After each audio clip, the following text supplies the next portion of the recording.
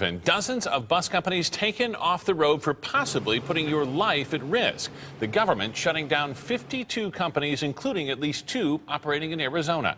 ABC 15's Mary Ellen Resendez is live in the newsroom tonight. And Mary Ellen, what are they accused of doing here? Steve, the violations range from not properly maintaining the buses to tired drivers driving more than 800 miles without rest, and some even driving on suspended licenses.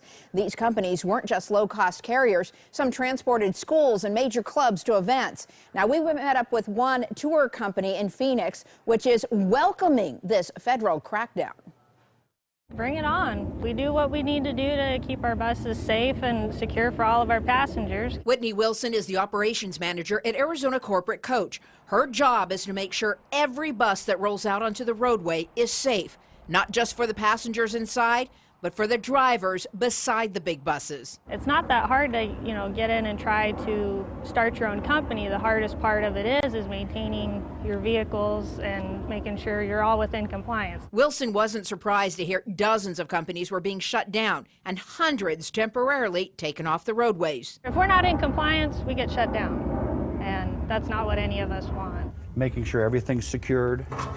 Andrew Four is the man behind the inspections. I look at it this way, there's 56 passengers on this bus that their lives are in my hands. Every 35 to 45 days, Arizona Corporate Coach alternates pulling buses off the roadway for a full front-to-rear inspection. This bus could run 10, 12,000 miles in 45 days. It needs to be done to keep the vehicles safe.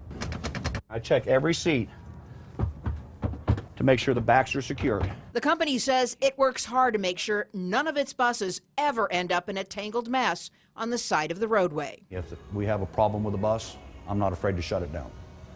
I will not put it on the road.